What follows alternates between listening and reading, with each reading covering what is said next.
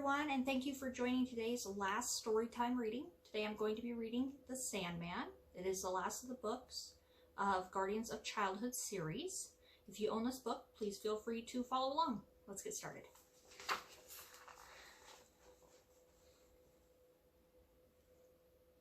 Of course you know the Guardians of Childhood.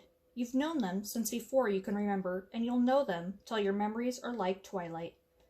The very first guardian was the man in the moon, and it was he who found the others. The man in the moon watches over the children of earth. Like a giant nightlight in the sky, he keeps nightmares away. But when the moon is less than full and bright, who will keep the children safe at night?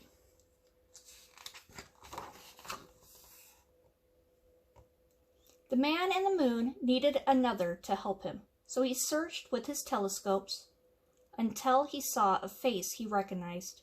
He looked once, he looked twice. Could it be?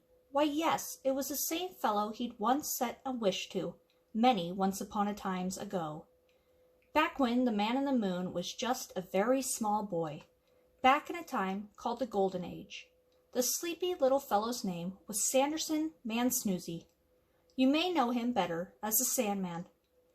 But he began his journey as just plain Sandy, and this is how he came to be.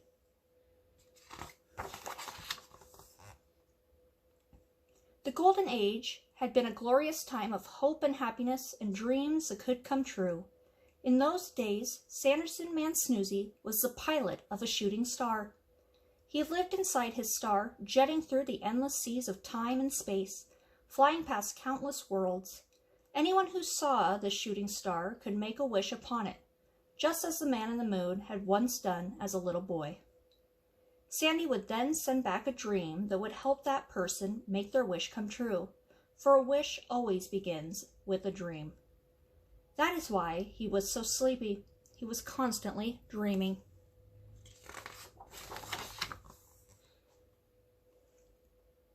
But in this golden age, there was one who could not abide anything good or kind or gentle, Pitch, the king of the nightmares. He had sworn to destroy sweet dreams and shooting stars, and one by one he hunted them down. Sailing in his nightmare galleon with his dream pirates, he would harpoon the stars and drag them to their doom, hurling them into moons, planets, or even the endless darkness of a black hole.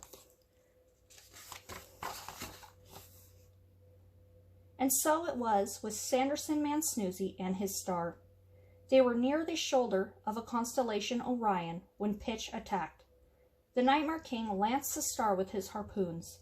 For the first time, Sandy knew fear, and his fear only made Pitch stronger.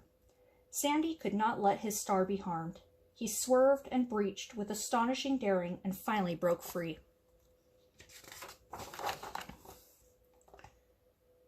But he lost control of his star. It streaked through space like a missile, a bullet, a wayward arrow of flame and hope. They tumbled towards a small green and blue planet called Earth. He was certain he would crash. He could hear the laughter of the dream pirates and felt helpless and afraid. But as Sandy plummeted earthward, he heard 1,000 wishes, the wishes of children, who saw his star streaking towards them. Sandy knew he must not harm a single child, so with all his strength, he guided his star away from land and over a vast sea. Just as he was about to crash, he heard a wish that seemed to come from afar. It was bright and clear and kind. "I wish you well," was all it said. So Sandy closed his eyes and dreamed that all would be well.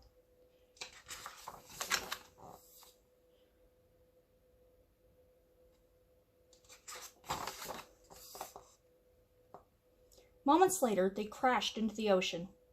The sky was filled with the blinding light of their impact. Then the light faded. The star had neither sunk nor exploded.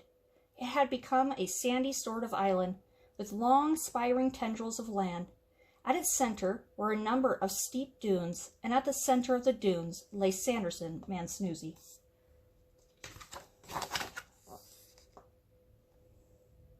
Above his head, sand was swirling into shapes that were peaceful and soothing. The faraway wish had been granted. Man was well and smiling and fast asleep. From all around came the creatures of the sea. The mermaids were enthralled by Sandy's dream sand, and from the moment on they were determined to help this little lost man, a fellow traveler, but from the ocean of the sky.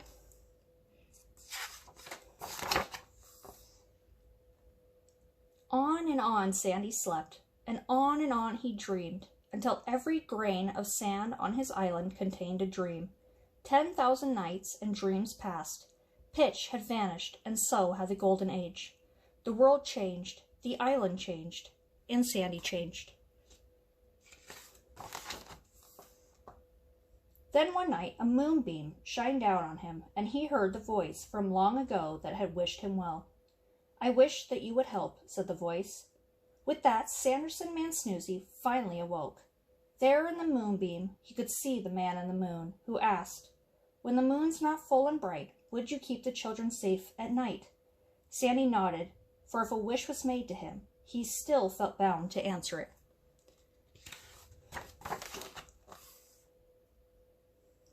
He walked across the island that had been his star. He thought, and he thought, and he wondered, and he wondered. How could he help the children of Earth? The sea turtles came to him. Some had once belonged to children and knew of their fear of the dark. The seashells had more to tell. Countless children had held them to their ears to hear the call of the sea. So the shells had learned their secret joys and sorrows. The seashells told him that Pitch's dream pirates still roamed the night in search of sleeping children to hazard. Sandy knew that to help the children he must once again face his ancient enemies. For the second time in his life he felt afraid. For days and days his restless mind would not let him sleep. Without sleep he had no dreams, and without dreams he could do nothing.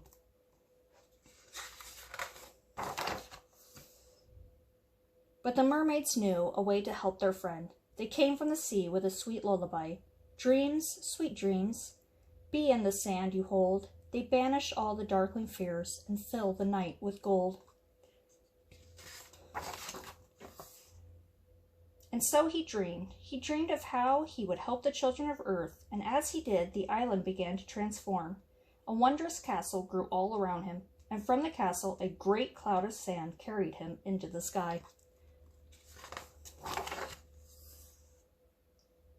And on this cloud he journeyed to every land, and to every child who was sleeping he sent a lovely dream with his dream sand. And from every dark corner of the world the children slept unafraid, for all the nightmares were chased away.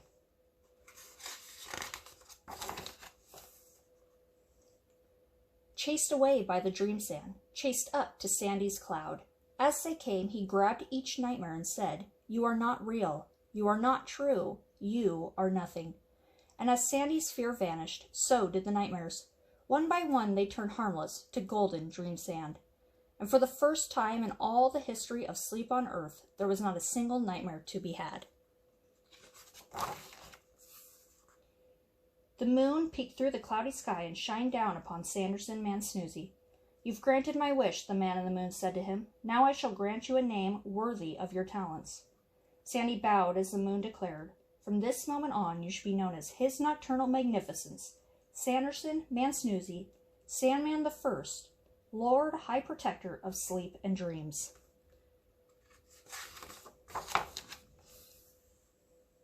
Now the man in the moon had his first helper, and from that night on the Sandman has made his rounds, be the sky cloudy or bright, to send forth his dream sand.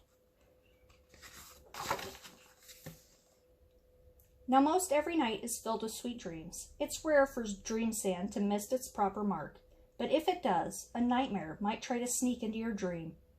But you know it's not real. So when you've had a good night's sleep and a wonderful dream, you might thank your gentle friend, His Nocturnal Magnificence, Sanderson Man Snoozy, Sandman the First, Lord High Protector of Sleep and Dreams. A longish name to be sure, but worthy of a diligent dreamer who started his journey as just a plain Sandy.